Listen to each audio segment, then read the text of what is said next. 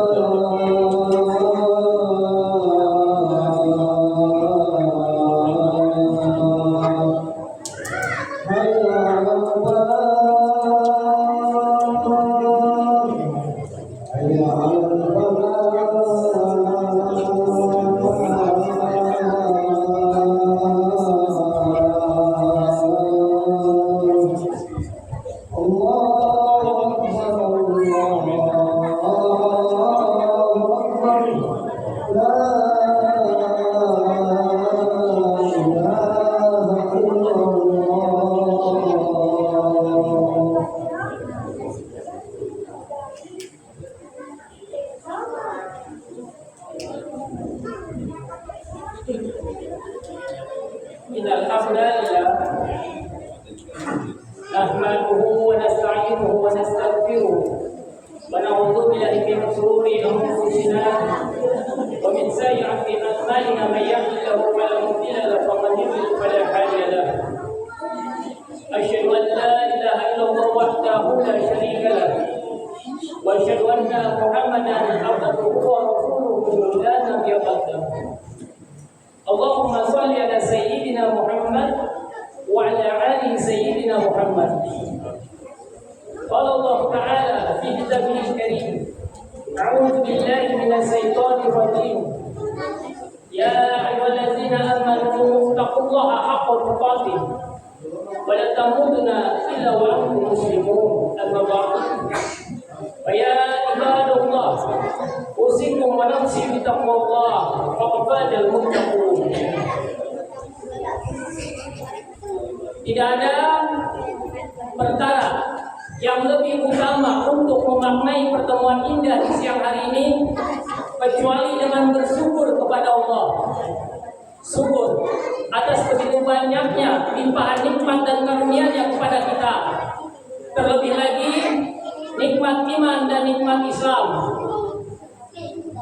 serta nikmat bisa melaksanakan sholat Jumat di Masjid Jami Al-Furqan, di mana sementara ada sebagian dari saudara kita yang tidak bisa ikut melaksanakan sholat Jumat dikarenakan ujiannya masing-masing.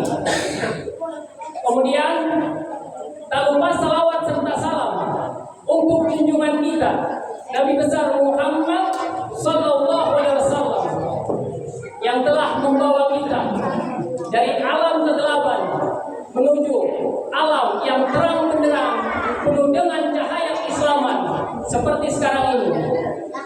Maka bukan hanya sekedar fasih dalam berselawat dan memuji Rasulullah Muhammad SAW, tetapi juga selaraskanlah kehidupan kita dengan ajaran-ajarannya. Kemudian tak lupa Al-Fakir selaku khatib berwasiat, marilah sama-sama kita tingkatkan kualitas iman dan takwa kita, karena dengan berbekal iman dan takwa kita akan selamat dunia dan akhirat. Wattazawadu fa inna khairal zadi taqwa. Berbekalah kalian, karena sebaik-baiknya bekal adalah takwa. Jamaah salat Jumat Masjid Al-Furqan yang dirahmati Allah, Sultan Muhammad Al-Fatih, beliau telah mewujudkan bisarah Rasulullah SAW tentang jatuhnya Konstantinopel ke tangan Islam. Dalam satu hadis Rasulullah bersabda, Konstantinopel akan jatuh ke tangan Islam.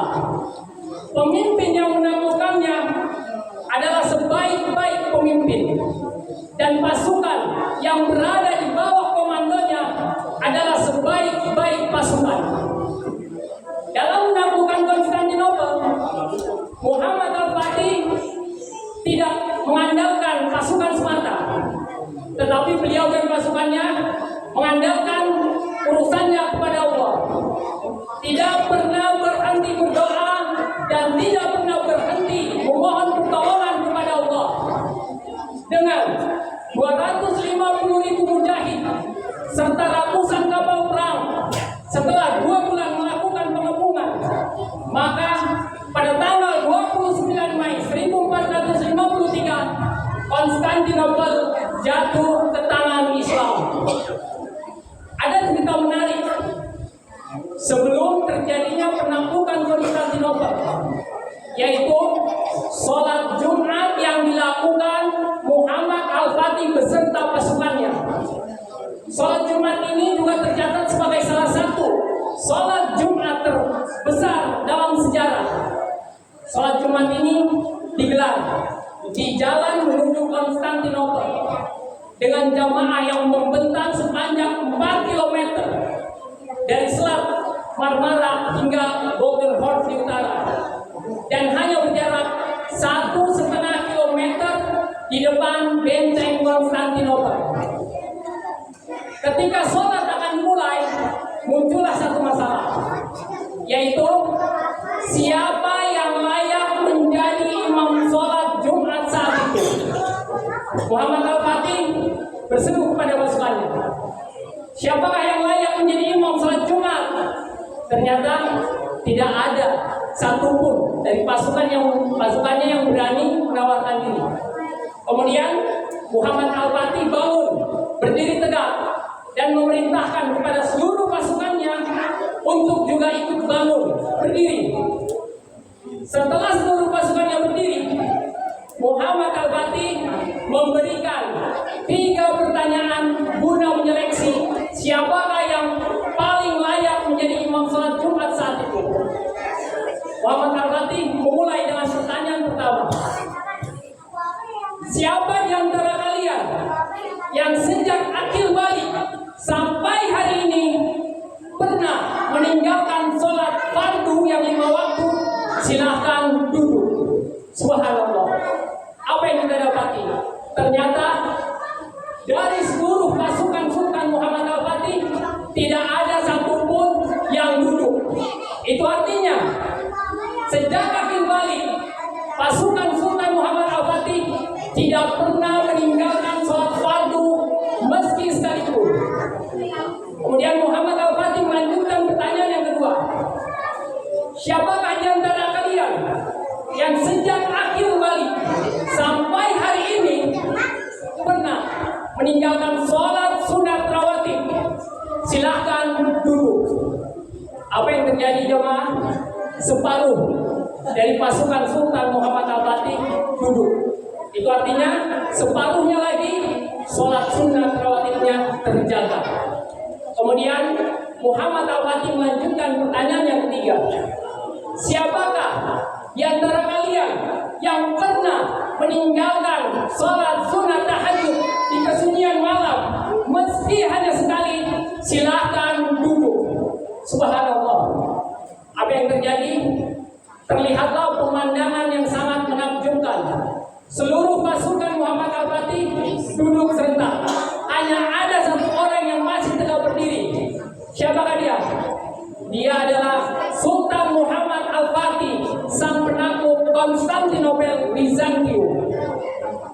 Jamaah yang dirahmati Allah, jika di antara kita ada yang sholatnya terjaga, maka dia yang lebih layak untuk berada di atas mimbar ini memberikan khutbahnya.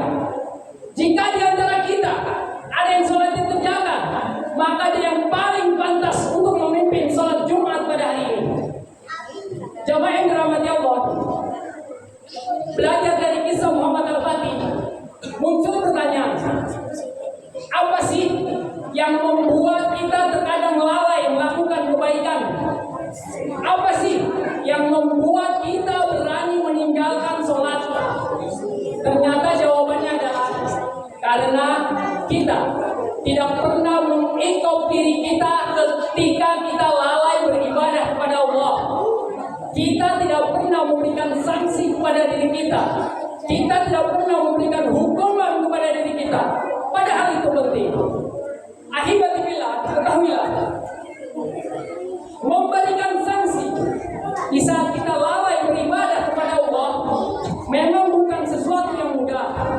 Dibutuhkan kesadaran diri yang prima dan keimanan yang sempurna. Dan hanya orang-orang yang mendapat rahmat dari Allah sajalah yang dapat melakukannya. Seringnya kita melakukan kelalaian akan menghadirkan sikap menganggap remeh kesalahan. Dan lambat laun apabila kesalahan sudah menjadi kebiasaan, maka dorongan untuk melakukan ketaatan akan semakin hilang. Bahkan membiarkan diri di dalam kesalahan akan memudahkan kesalahan-kesalahan lainnya. Disinilah pentingnya kita mengikop diri atau memberikan sanksi agar jiwa terselamatkan dari dosa. Sanksi yang diberikan juga harus yang berubah atau yang dibolehkan, tidak berlebihan apalagi sampai membahayakan diri sendiri seperti memukul-mukul kepala ketika tidak sholat isya, atau membakar diri karena keasikan menonton televisi sepak bola Piala Dunia sehingga terlewat sholat isya. Tentu saja sanksi yang seperti ini tidak dibolehkan di dalam Islam. Terus bagaimana sih sanksi yang dibolehkan di dalam Islam? Kita bisa mengambil contoh dari generasi salaf soleh atau generasi terbaik dari umat ini. Sebagai contoh, dalam satu riwayat dikisahkan Sayyidina Umar masuk ke dalam kebunnya. Dia dapati ketika dia keluar dari kebunnya, orang-orang telah selesai sholat asar. Sayyidina Umar sangat menyesal, kemudian dia mengikop dirinya. Dia berkata, aku pergi hanya untuk sebuah kebun. Ketika aku pulang, aku dapati orang-orang telah selesai sholat asar. Ini kebunku, aku jual dan hasilnya aku sedekahkan ke fakir miskin. Subhanallah. Itulah generasi salaf. Sayyidina Umar kehilangan sholat asar berjamaah hanya lantaran sebuah kebun, dijual kebunnya. Kemudian satu contoh lagi, Ubaidillah pernah kehilangan sholat isya secara berjamaah karena urusan dunia. Dia terlena sampai sholat isya terlambat. Ketika dia keluar rumah, tidak ada satu masjid pun yang masih melaksanakan sholat isya. Dia cari ke sana kemari, namun tetap tidak dia dapati karena memang semua masjid telah selesai melaksanakan sholat isya. Kemudian Ubaidillah ini sangat menyesal. Dia bersedih, dia menangis. Di dalam penyesalannya, Ubaidillah ini teringat satu hadis dari Rasulullah Muhammad SAW tentang sholat fardu yang dilakukan secara berjamaah di masjid adalah lebih utama 27 derajat dibanding dengan sholat sendirian. Berbekal hadis ini, Ubaidillah pulang melaksanakan sholat isya sebanyak 27 kali atau sekitar 108 rakaat. Namun di dalam mimpinya, Ubaidillah diberitahu bahwa sholat isya yang dia lakukan tidak bisa menyamai pahala sholat fardu isya yang dilakukan di dalam masjid. Subhanallah. Itulah generasi salafus soleh dalam mengikop dirinya, dalam menghukum dirinya. Kemudian pernahkah kita mengikop diri kita ketika kita lalai beribadah pada Allah? Sebagai penutup khutbah pertama, Al-Fakir selaku khotib mengajak Yuk, sama-sama kita perbaiki sholat kita agar Allah memperbaiki kehidupan kita. Sholat itu penting, bukan yang penting sholat. Jika sholat sudah tidak penting, maka apalagi yang penting dalam diri kita. Tegakkanlah sholat, karena jika kita kehilangan sholat, berarti kita kehilangan segalanya. Walaupun kita memiliki segalanya. Mungkin di antara kita dulu pernah berpikir, ketika kita meninggalkan sholat, Allah akan menghukum kita. Tapi ternyata sekarang kita sadar dan paham bahwa ketika kita meninggalkan sholat, itu juga merupakan hukuman dari Allah Subhanahu wa Ta'ala. Maka sebaik apapun kita, seburuk apapun kita, tetaplah sholat. Sesempat apapun kita, sesempit apapun kita, jangan pernah tinggalkan sholat. Sekaya apapun kita, secukup apapun kita, jangan pernah terlalaikan dengan dunia. Tetap laksanakan sholat. Seorang pezina, dia tidak diancam kafir karena dosanya. Seorang pencuri, dia tidak diancam kafir karena dosanya. Seorang pemabuk tidak diancam kafir dengan dosanya. Tapi seorang yang meninggalkan sholat, dia diancam kafir. Kenapa? Karena batas kita, umat Islam, dengan kaum kufar adalah sholat.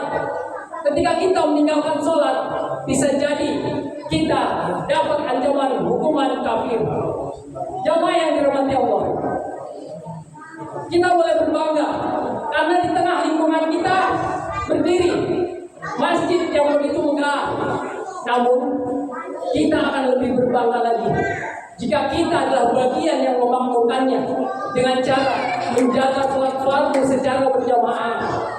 Kita boleh berbangga jika anak-anak kita adalah anak-anak yang cerdas. Namun kita akan lebih berbangga ketika kita mampu mendidiknya sehingga dia menjadi anak-anak yang soleh, yang tidak pernah meninggalkan sholat, sehingga terlahirlah generasi Muhammad Al-Fatih yang selanjutnya. Rabbi ja'alni muqimas sholati wa min dzurriyyati Rabbana wa taqabbal du'a. Ya Allah, jadikanlah kami, anak cucu keturunan kami adalah orang-orang yang senantiasa mendirikan sholat. Barakallahu wa lakum fil Qur'anil azim wa nafa'ani wa iyyakum bima fihi min al-ayati wa dzikril hakim. Aqulu qawli hadza astaghfirullaha li wa lakum wa li sa'iril muslimina min kulli dhanbin fastaghfiruhu innahu huwal ghafurur rahim. Allahumma shalli ala sayyidina Muhammad wa ala ali sayyidina Muhammad.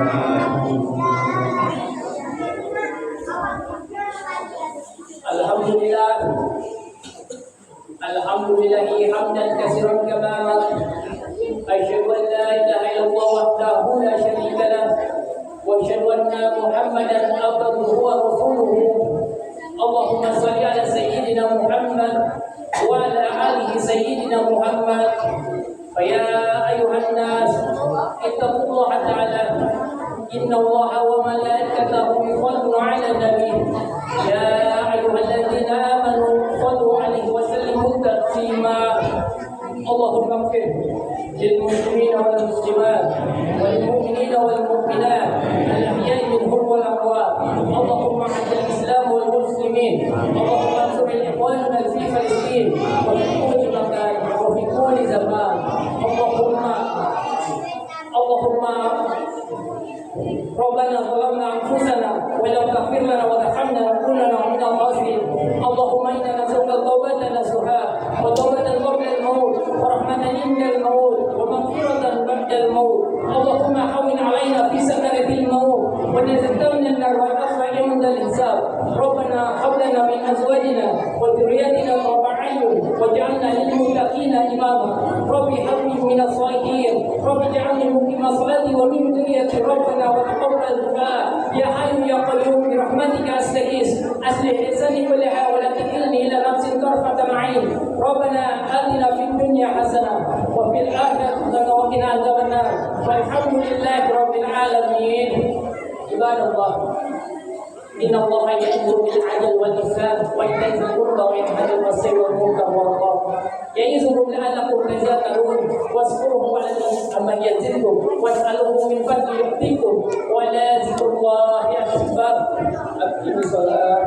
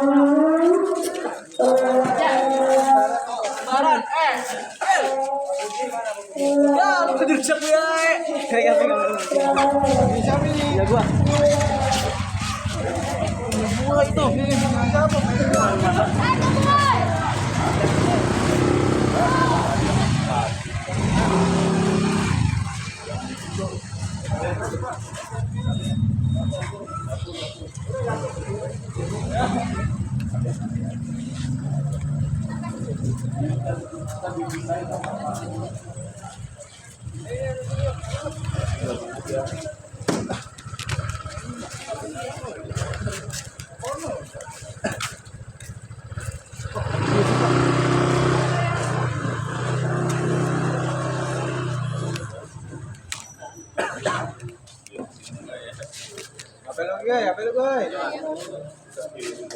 Ya. Lebar itu Pak, udah Pak. Nah, itu kayak gini.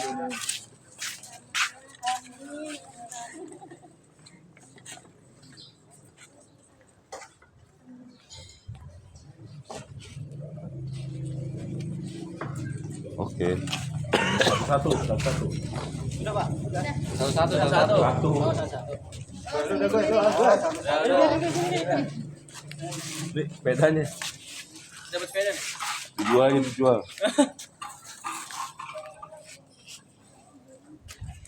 Ya, Yakul. Ya, semuanya ya Pak. Yang kedua ngambil.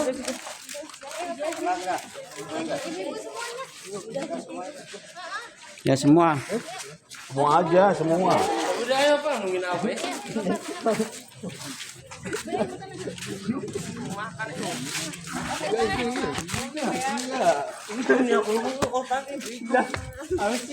Korek dulu. Pak, gabung aja Pak, sini Pak. Gabung. Lihat. Ini video ya, bebas saja benar. Ini video. Ya. Kayak bebas dah, yuk.